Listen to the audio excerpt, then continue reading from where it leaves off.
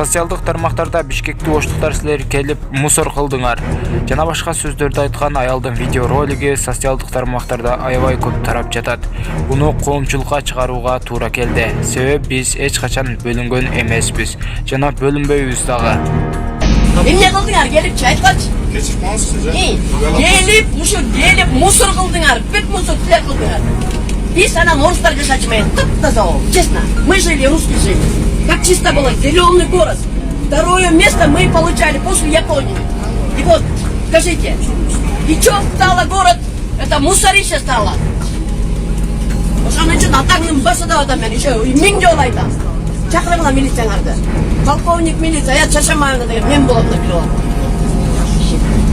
Сүйлөгөн билбейсиңер, жештеги оозуңарды ачып, анан бир сүйлөсө, иностранецтер ызы чыгып атканда, они шумели, я им претензию предъявила, вот этим иностранцам. Понимаете, они дурдук. Менимче, бул эжебиздин оштуктардан ушунчалык көңүлү калган сыяктуу көрүнөт. Кантсе да биз бир тууган элбиз, бир мекенде жашап жатабыз. Ошондуктан эч качан бөлүнбөңүздөр деп айтмакмын.